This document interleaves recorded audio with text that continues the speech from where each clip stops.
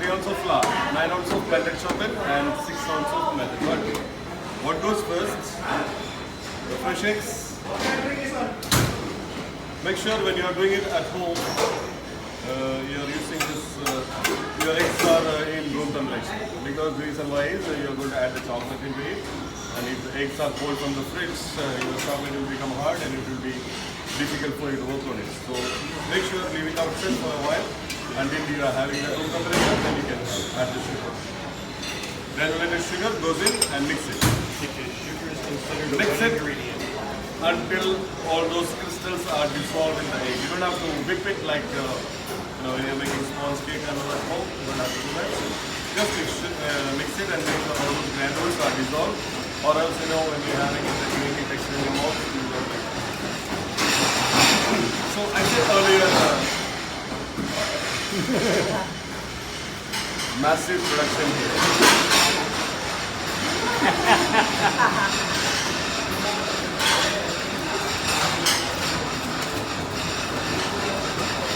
They're just giving you time to twist. Bam. So I said massive production here. This is the smallest version, or this is a demo version, you can say that. And this is the smallest version I can do in this galley with the equipment what I have. And this is the smallest whisk ever you can find in the galley. And the largest whisk is taller than me. So, anybody want to know that real version, that bigger version, what we are doing here? Alright, I will tell you the recipe, don't be surprised. 105 pounds of chocolate, 75 pounds of butter, 1080 eggs, 24 pounds of flour, and 18 pounds of sugar. That these packs makes 800 portions. And basically we do 3 or 2 batches every day because our consumption goes around like 1,500 to 2,000 portions per day. So minimum of 2 batches, sometimes we go to 3 batches. So do you wonder who is making this? Bigger amount of sugar, egg, whisking? 6 people. Okay, that is a secret between you and me. Okay, I have a patissier working in the night shift who is 6.5, 7 foot tall. And he comes with in the galley with the largest disc, which is taller than me. And we have bigger containers.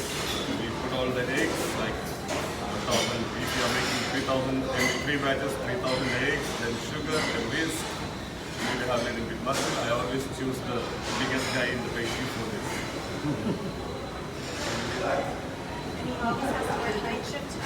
All the prep is done in the night. Okay. Do you believe what I just said? No, you use this thing. Alright, I'm just kidding. Oh, just kidding.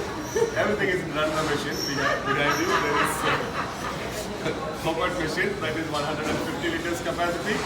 I have 2 more machines, same size on the other side. Then I have this medium size machine, then I have the smaller one. So, and we have this commercial blenders, larger blenders to blend the eggs and sugar on all the mixing is in the machine. There is no 7-foot guy in this game.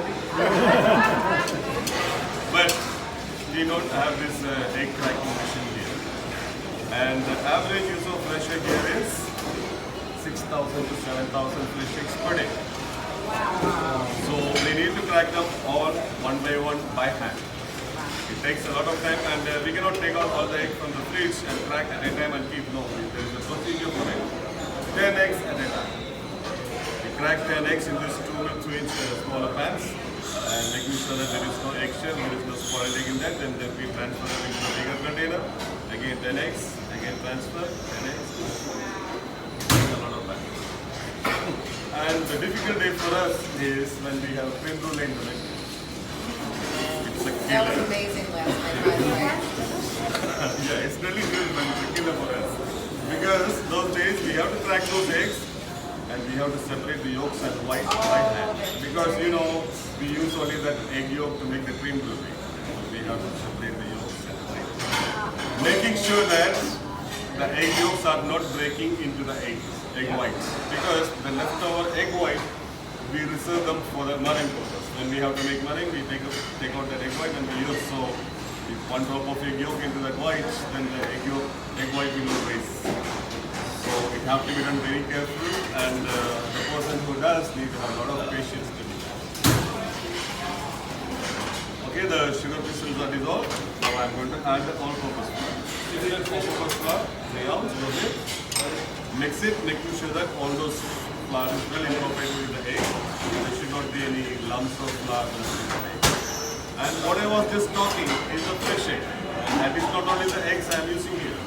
We still have those pasteurized eggs that comes in packets, like 160 pounds of whole egg, 60 pounds of egg yolk, and 30 pounds of egg whites every single day.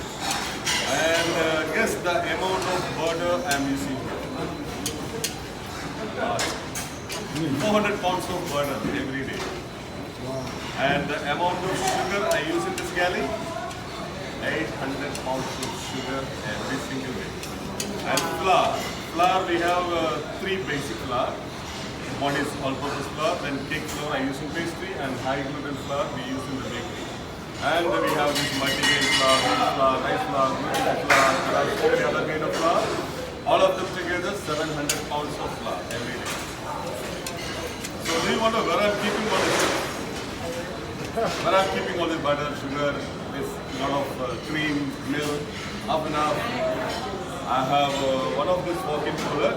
This is one of my walk-in cooler, room number 34, which is 3/4 of this whole size. And I have 2 more on the other side.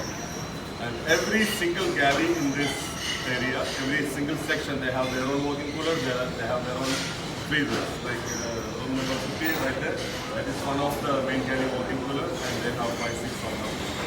And I have 2 more freezers behind the side, and I have enough space to keep all my stuff. And if you open one of these doors, you'll be surprised. It's piled up with egg, everything, milk, up and up, butter, so much of stuff. But making sure that everything is well maintained in temperature. Okay, the flour is mixed. Now leave it aside. Now it comes to chocolate. Chocolate, what we use here is Carnival. It's Belgian chocolate. 54.5% of cocoa butter. It's good quality and unsalted butter. Okay? Salted butter I am using only in the bakery. In pastry, all prep is done with the unsalted butter. And also, when you are doing it at home, make sure that you are not using oven or microwave to temper your chocolate. The reason why is in the oven or microwave, your chocolate will get overheated, and you are going to add the chocolate to the eggs, then the eggs will get partially cooked there itself, then you will not come up with the right temperature. So make sure you are using the double boiler on top of the simmering water. Place your pan of chocolate and temper it in a low temperature.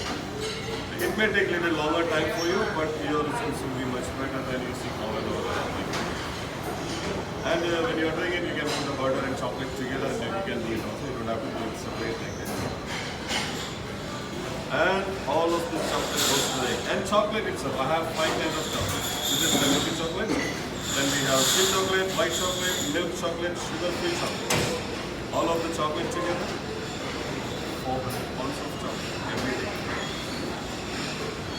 And all this goes to the egg. I know what you are thinking right now, but we are not allowed to do that here. Now it's the We same have way. cameras everywhere. If somebody finds us licking spoon of fingers, I'll be in trouble. See, there is one camera right behind us, facing towards me. So somebody is watching. And this is the most important step of making melting chocolate cake, the mixing of the batter.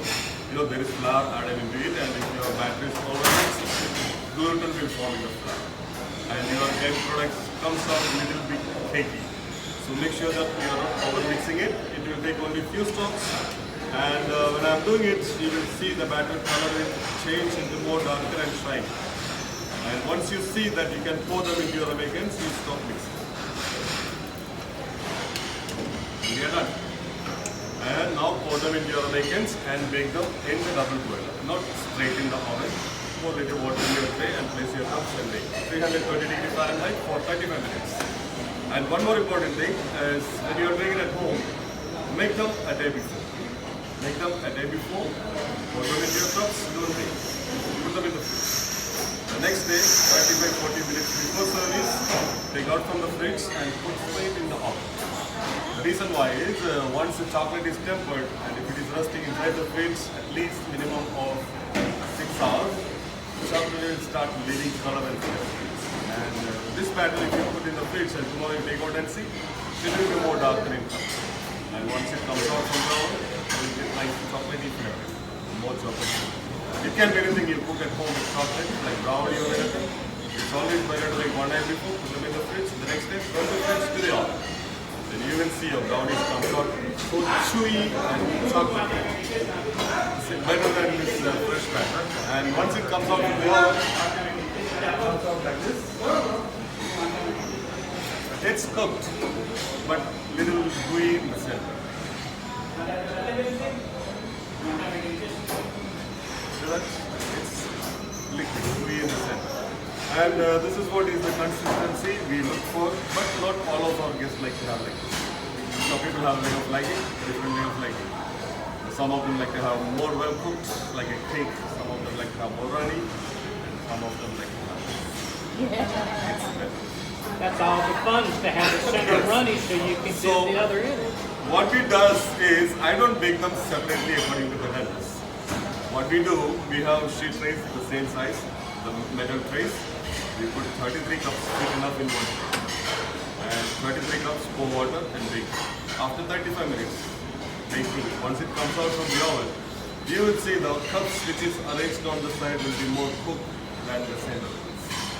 So if the waiter is asking me a good cooked one, I take from the side. And if they are asking me a little runny one, I take from the center. And if they are asking me well cooked one, I put them back into the oven another 4, 5, 6 minutes. Depends on how they want it. So if you have a particular way of liking, it's always better to tell your waiter how you want it than having surprises every night. Like when you're having it every day, one day you'll get very well cooked, maybe one day very runny, one day you'll get very undercooked. So it's always better to tell your waiter. So he will pick the right one for you, or he will ask me, give me this, then I pick the right one for you. Alright? Thanks. That's all about my thing. Thank you. Thank you. Thank you all. Have a great evening.